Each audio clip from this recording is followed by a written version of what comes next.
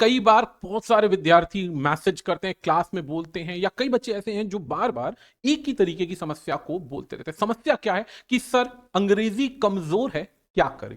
दूसरा, कई बार बच्चे ऐसी जवाब देते हैं कि सर हम अंग्रेजी को देख के तो पेपर ही छोड़ देते, हाथ ही नहीं लगाते। हालांकि ये एक सबसे बड़ा सवाल है कि क्या ऐसा कोई पेपर है जिसमें पूरा एक अंग्रेजी का सब्जेक्ट छोड़ दिया जाए तो आपका स्कोर बन जाएगा? एक सबसे बड़ा सवाल। तो जवाब है नहीं। तो जब अंग्रेजी ही छोड़ रहे हो तो पेपर पास करना तो असंभव हो जाएगा। तो ये तो एकदम बिल्कुल बेकार आइडिया है, ये आपको करने की आवश्यकता नहीं। अगर ऐसा करोगे तो पूरी 6 महीने नहीं, 10 महीने नहीं, 10 साल लगा लो, एग्जाम क्वालिफाई नहीं। अब आ जाती बात, कई बच्चे कहते हैं अंग्रेजी पढ़ते तो नींद आ जाती। नींद आने का लॉजिक ये है कि आप जब उसे समझ ही नहीं पा रहे हैं तो जाहिर सी बात है दिक्कत आएगी। एक तरीका यह भी है कि सर ऐसा क्या करें कि 3 महीने में, 2 महीने में हमारा स्कोर हो जाए। तो इस पर भी आज हम बात करेंगे। सबसे पहले कारण जानते हैं कि सबसे पहला कारण क्या है। कारण सबसे पहला है कि आपकी फाउंडेशन बहुत वीक। फाउंडेशन का मतलब, जब आप स्कूल में गए तो स्कूल में आपके पेपर या इंग्लिश सब्जेक्ट को केवल रटने का माध्यम समझाया, उन्होंने कभी उसे अंग्रेजी को भाषा की तरह टीच नहीं किया, अर्थ समझाने की कोशिश नहीं करी, ना ही कनेक्शन क्रिएट किया कि कौन सा अर्थ, कौन सा शब्द किससे जुड़कर क्या अर्थ बना रहा है। वहां पर सिर्फ आपको क्या कहा कि पीछे लिखे प्रश्न है उनको लिखवा दिया और आपने उनको याद करके पेपर दे दिया, जिससे क्या हुआ, पेपर तो तैयार हो गया, पेपर तो पास हो गया, लेकिन अंग्रेजी सब्जेक्ट दिन प्रतिदिन कमजोर होता चला गया। दूसरी सबसे बड़ी कमी है कि बहुत सारे विद्यार्थियों ने क्या किया, रटने की आदत बना ली। समझना तो छोड़ो, क्योंकि स्कूल में पढ़ाने का तरीका और दूसरा बच्चे का रटने का तरीका, ये भी एक सबसे बड़ी बात है। आप नोटिस कीजिए, आप क्लास दर क्लास बदलते चले गए, लेकिन आपके स्कूल का ये जो सब्जेक्ट है प्रतिदिन कमजोर होता चला गया। तीसरी कमी मैं उन अध्यापकों की भी मानूंगा। बहुत सारे अध्यापकों का क्या, लगभग सभी का टीचिंग का स्टाइल बहुत गलत है। बच्चे को किस तरीके से टीच करना है वो कभी बात नहीं करते। तरीका टीच करने की जगह वो विषय टीच करना शुरू कर देते हैं, जिससे क्या होता है, उनका सिलेबस खत्म हो जाता है, बच्चे की फीस और कोर्स का ड्यूरेशन खत्म हो जाता है, लेकिन बच्चा आज भी शून्य पे खड़ा हुआ होता है। तो ये बहुत सारी कमियां। अब सबसे बड़ी एक समस्या और भी है, ये उन कोचिंग संस्थानों के लिए सबसे बड़ी एक शिकायत भी, as being a teacher, as being एक नॉर्मल ह्यूमन बीइंग, और आपको भी इस बात को समझना चाहिए कि क्या पूरे पेपर में जो हम 6 महीने कोचिंग के अंदर कोचिंग लेते हैं, पढ़ाई करते हैं, तो 6 महीने केवल बच्चे को व्याकरण व्याकरण और व्याकरण रटवाई जाती है, जबकि ज्यादातर पेपरों के अंदर व्याकरण के इतने प्रश्न नहीं आते हैं जितनी हमें व्याकरण रटवाई जाती है। जबकि इसकी जगह कॉम्प्रीहेंशन एक दिन पढ़ाकर खत्म कर दिया जाता है, रीअरेंजमेंट 1 या 2 क्लास में खत्म कर दिया जाता है, फिल इन द ब्लैंक्स और वोकैब, जो मैक्सिमम पोर्शन, लगभग 70 से 80% जो सिलेबस कवर करने वाली चीजें, उन पर ध्यान नहीं दिया जाता है। वो बस आपके इमोशंस के साथ खेलते हैं, बड़ी बड़ी कहानियां सुनाकर, बड़ी बड़ी बातें बोलकर, आपके इमोशंस को दिखा करके आपको 6 महीने पूरे करवा के कहते हैं कोर्स खत्म, बाकी अब आप घर पर पढ़ लीजिए। सवाल फिर से यही आ गया, व्याकरण पढ़ ली, इंटरेस्ट लेके सब कुछ कर दिया, लेकिन क्या हमारी अंग्रेजी इंप्रूव हुई? तो जवाब है नहीं। आज भी उसी पार्ट पे हो। क्यों?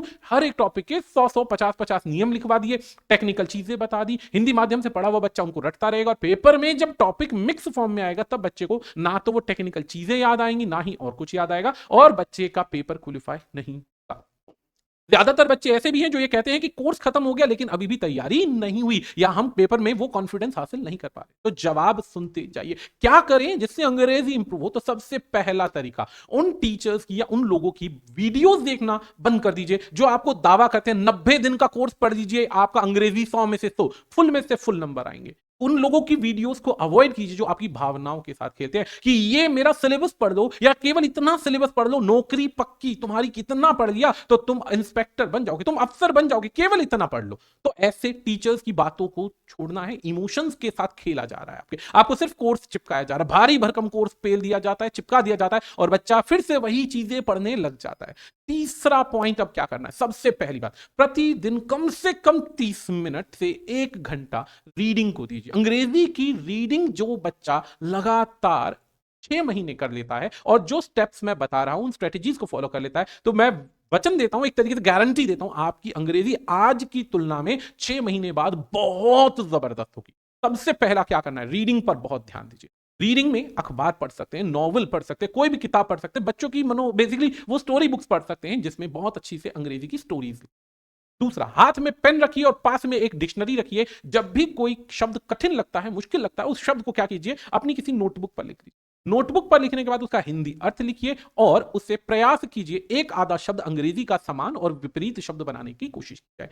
जब आप इस शब्द को लिखते हैं तो इस शब्द का उच्चारण करने की कोशिश कीजिए, और उच्चारण के साथ साथ उसे अपने दिनचर्या में प्रयोग कीजिए। विश्वास रखिए, आप एक ये सिंपल स्ट्रेटेजी फॉलो कीजिए।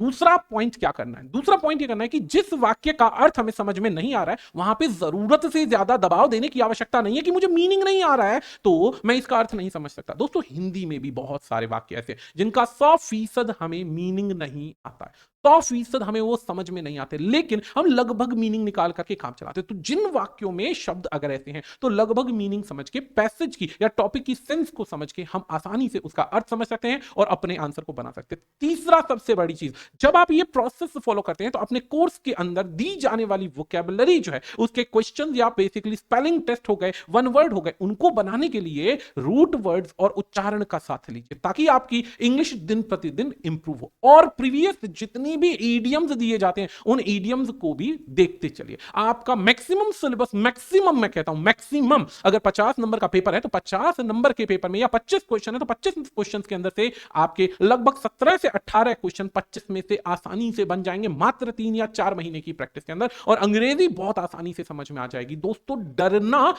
बहुत बड़ी बात होती है, लेकिन डरते रहोगे तो सीखने का समय निकल जाएगा।